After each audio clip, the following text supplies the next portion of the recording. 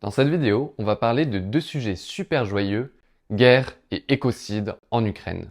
Voilà, si vous vouliez vous détendre, c'est pas trop le thème. Mais si on en parle aujourd'hui, c'est qu'il y a un espoir assez surprenant, que la guerre en Ukraine fasse évoluer le droit international sur la question de l'écocide. Il faut savoir que depuis la grande invasion en février 2022, le ministère ukrainien de la protection de l'environnement et des espaces naturels a fait un inventaire des dégâts environnementaux que l'Ukraine a subis. C'est même possible que cet inventaire existe depuis le début de la guerre en 2014. Concernant cet inventaire, il recense pour l'instant 2369 actes militaires ayant eu des conséquences environnementales, pour un coût total estimé à 48 milliards d'euros. Il faut prendre ces chiffres avec précaution, bien sûr. Ce n'est pas une source neutre qui les présente, mais ils permettent de se rendre compte de l'ordre de grandeur.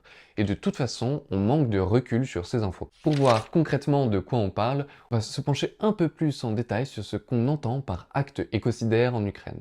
Au passage, pas mal d'informations viennent de cet article du Monde, je vous mets le lien en description. Un autre outil ultra intéressant, c'est cette carte faite en collaboration par Greenpeace et l'ONG ukrainienne Ecoaction, avec énormément d'informations. Vous pouvez vous balader un peu, c'est super bien fait. Bien sûr, le principal facteur écocidaire dans cette guerre, ce sont les bombardements.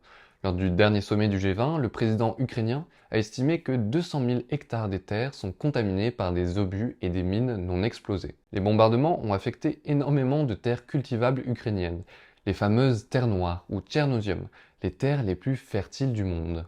Les espaces naturels ukrainiens sont aussi durement touchés.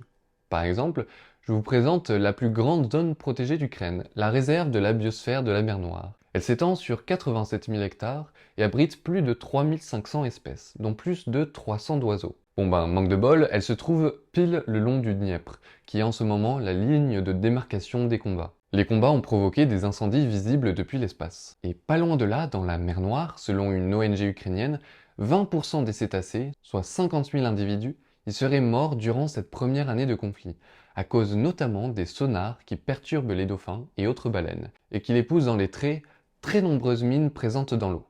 Oui, en gros, les dauphins explosent. Ensuite, plus largement, il y a tous les métaux et substances présents dans les munitions qui finissent dans les sols, les nappes phréatiques et les chaînes alimentaires. En vrac, on a de l'acier, du cuivre, du soufre, de la fonte, du mercure et des métaux lourds issus des explosifs, comme de l'hexogène ou de la trinitrotoluène, plus connue par son petit nom. En plus de ça, les bombardements vont détruire des infrastructures industrielles, ce qui va causer plein d'effets géniaux pour l'environnement.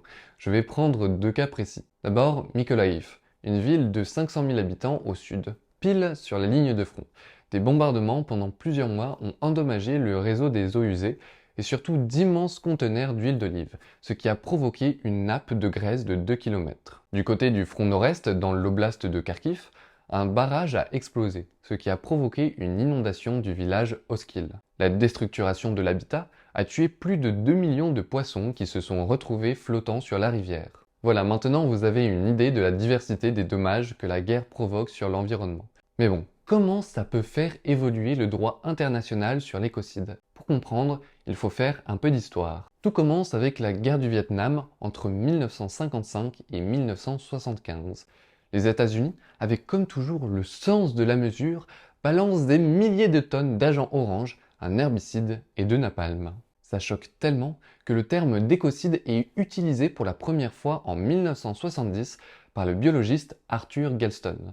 La question revient régulièrement dans le débat international depuis 50 ans, puisque presque toutes les guerres provoquent ensuite des écocides. Un exemple en ce moment, pour empêcher qu'un État kurde se crée dans le nord de la Syrie, la Turquie saccage l'environnement du Rojava et coupe l'eau en amont pour affamer ses habitants. Mais bon, le problème c'est qu'en droit international, l'écocide, il n'y a toujours rien. L'écocide n'est reconnu que dans les lois de certains pays. En France par exemple, un délit d'écocide est inscrit dans la loi depuis 2021.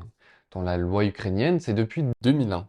Et concernant la Russie, eux aussi ils criminalisent l'écocide, entre 12 et 20 ans de prison. C'est quand même assez ironique. Enfin bref. Depuis plus d'un an, l'Ukraine milite pour la reconnaissance de l'écocide, et les organisations internationales comme l'OCDE et même l'ONU commencent à établir des listes de ce qu'ils appellent atteintes à l'environnement. Rien de juridique ou contraignant bien sûr, mais le jour où la guerre en Ukraine se terminera, À la table des négociations, ces listes existantes pourront servir de base pour demander réparation. Et pour la première fois en 50 ans, peut-être l'écocide aura-t-il une place dans le droit international. Voilà, c'est avec cette note d'espoir que se termine cette vidéo. J'espère que ce nouveau format, une vidéo, un sujet vous plaît. Perso, je prends plus de plaisir à faire ce genre de vidéo parce que ça me permet de plus creuser les sujets. Si ce n'est pas déjà fait, bien sûr, abonnez-vous, lâchez le pouce bleu, tout ça. Et moi, je vous retrouve la semaine prochaine. Salut!